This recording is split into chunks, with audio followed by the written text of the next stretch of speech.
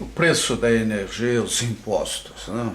Então, o governo fez uma tremenda média ao tratar dessas questões.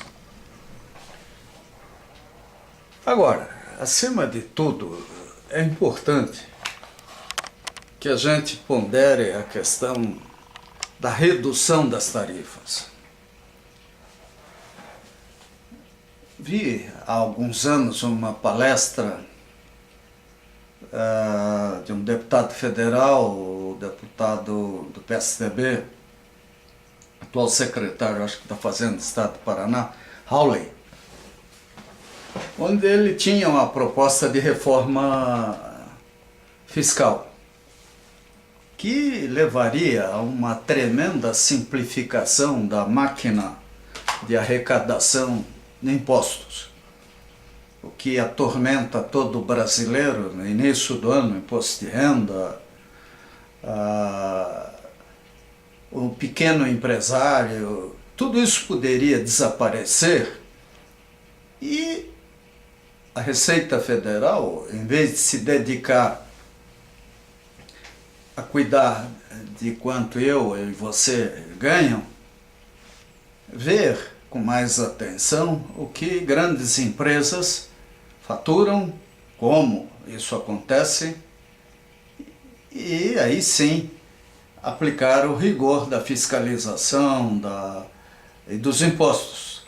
Além disso, bebida alcoólica, cigarro, energia, são coisas que deveriam pagar impostos pesados. No caso da energia, já que o governo quer estimular a exportação, o preço pode ser político, um imposto. Quer dizer, dependendo da utilização da energia elétrica, do petróleo, da gasolina, sei lá o quê, aquela atividade, aquele tipo de empresa teria uma tarifa com redução de impostos, o que seria extremamente racional. Nós temos que cuidar da conservação da energia, do uso inteligente da energia elétrica, da energia como um todo. Os problemas de poluição, meio ambiente, tudo recomenda um padrão de racionalidade no uso da energia. Nós já estamos querendo tirar petróleo do pré-sal. Quer dizer, qualquer acidente ali é um negócio gravíssimo. É um exemplo da necessidade de uso da energia e dos problemas que poderemos ter na produção. Então vamos vender essa energia a baixo custo. A energia, por tudo que ela implica, ela tem que ter um preço que atenda uma estratégia de desenvolvimento e de atendimento à população e também educativa, porque tudo que é barato acaba sendo usado de qualquer jeito. É o caso da cachaça. Porque tantos brasileiros são alcoólatras? Porque a cachaça é barata. Então o povo mais humilde usa e abusa da bebida. A questão, portanto, da energia de baixo custo tem que ser avaliada para quem ela será de baixo custo, de que jeito, o que pode acontecer. E nisso tudo, a pergunta que não cansa de ser feita: a medida provisória 579 foi sensata? O que tem de discutível? Eu acho que é exatamente essa uma das questões importantes. Então, ela, como impactou o setor elétrico nesse final de ano, de uma maneira surpreendente, porque durante anos o governo teve tempo para discutir essa questão e justamente no meio de debate sobre royalties, mensalão e outras coisas, o governo edita uma medida provisória que teria, que deveria, que mereceria uma análise profunda sobre a renovação das concessões, né? Então vamos lendo, para não antecipar conclusões, e comentando, né? O que é essa medida? Ela dispõe sobre as concessões de geração, transmissão e distribuição de energia elétrica, sobre a redução dos encargos setoriais, sobre a modicidade tarifária e da outras providências. Então, a Presidenta da República, no uso da atribuição que lhe confere o artigo 62 da Constituição, adota a seguinte medida provisória com força de lei. Capítulo 1. Da prorrogação das concessões de geração de energia elétrica e do regime de cotas. Artigo 1º. A partir desta publicação, desta medida provisória, as concessões de geração de energia hidrelétrica alcançadas pelo artigo 19 da lei tal e tal, tal, poderão ser prorrogadas a critério do poder concedente uma única vez pelo prazo de até 30 anos, de forma a assegurar a continuidade e eficiência da prestação de serviço e a modicidade tarifária. Parágrafo 1º. A prorrogação de que trata este artigo dependerá da aceitação expressa das seguintes condições pelas concessionárias: remuneração da tarifa calculada pela Agência Nacional de Energia Elétrica para cada usina hidrelétrica. Será que o pessoal da agência está preparado para analisar centenas de usinas e definir com segurança a tarifa dessas usinas? Quer dizer, estamos abandonando a ideia do risco e benefício do empreendedor e partindo para uma regulamentação autoritária em cima de uma agência que faz parte de uma constelação delas que não foram estruturadas de forma adequada, não têm capacidade para cumprir suas funções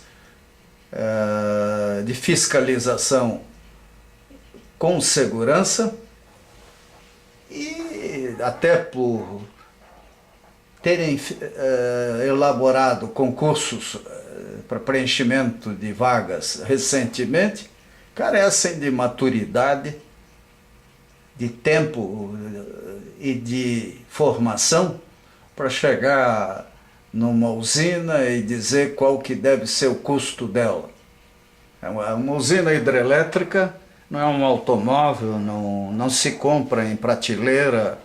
Cada usina tem suas características.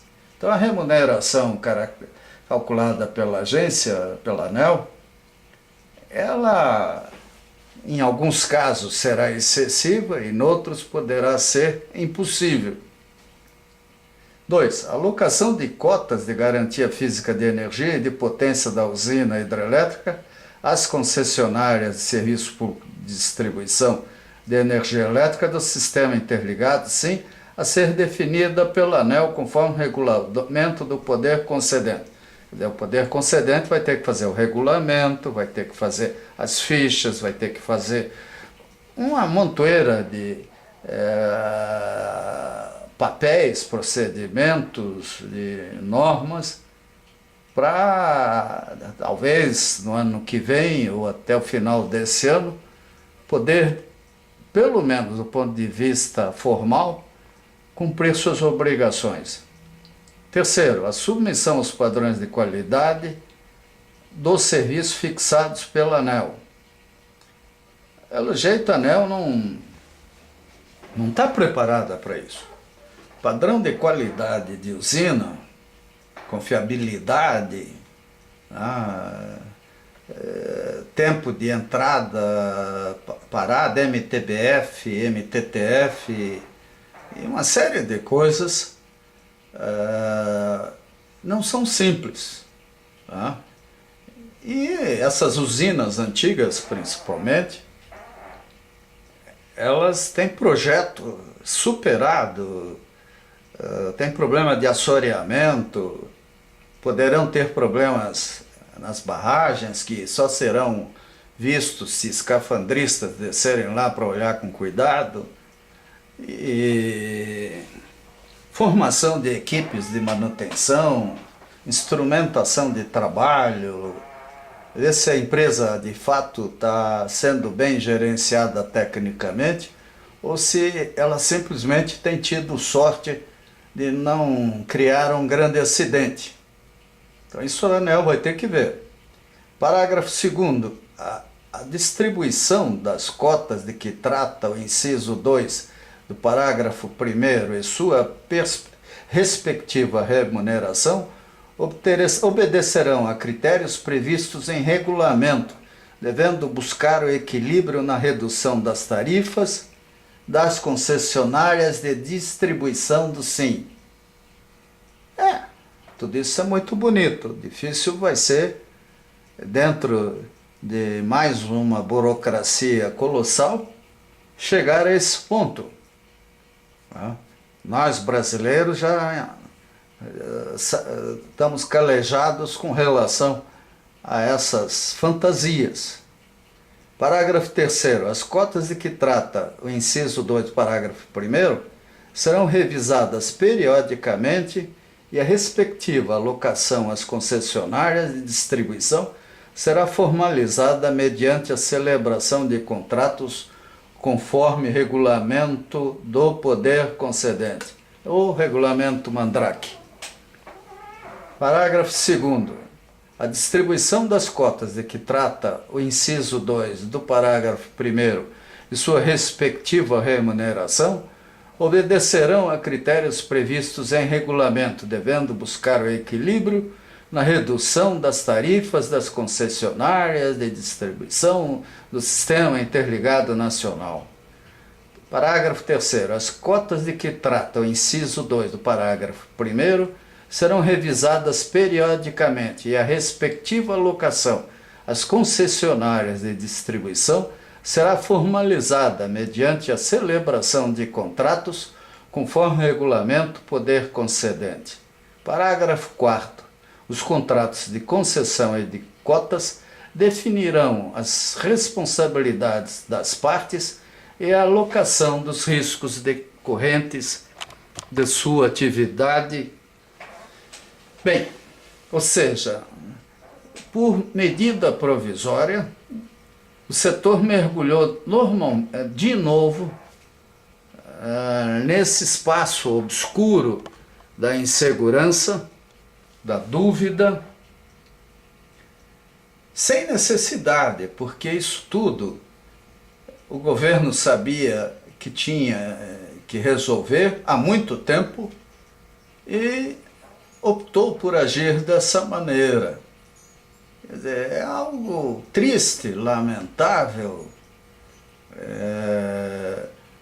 Mais uma vez o setor elétrico mergulha na insegurança institucional, de regulamentos, de normas e coisas assim.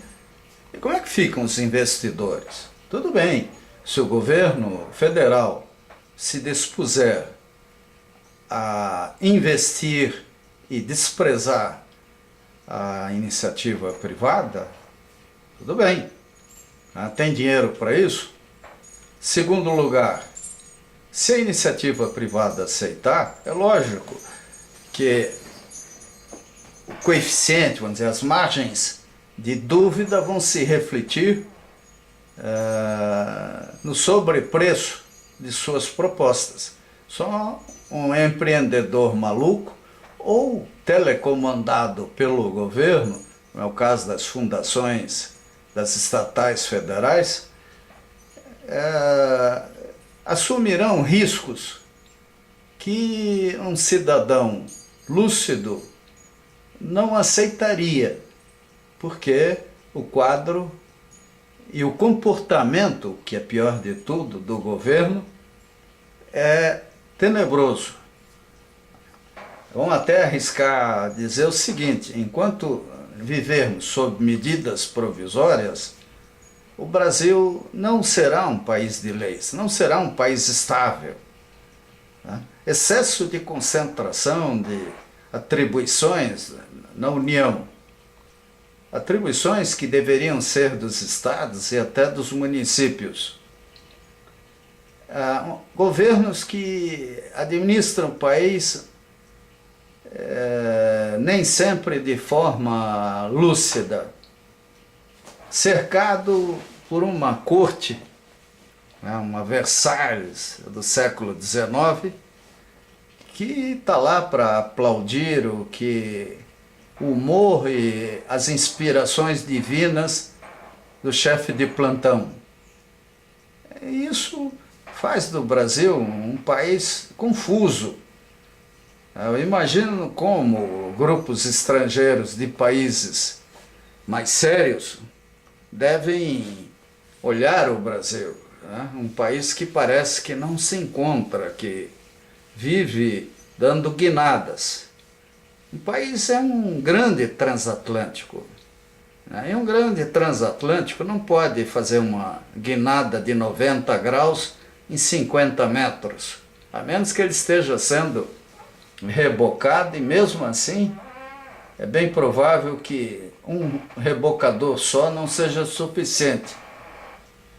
Então, o que a gente vê, lamentavelmente, nesse caso, e isso nos entristece, porque a gente até via com entusiasmo o governo da presidenta Dilma Rousseff, é que deu a louca em Brasília. O pessoal não está nos melhores momentos quando se trata do setor elétrico.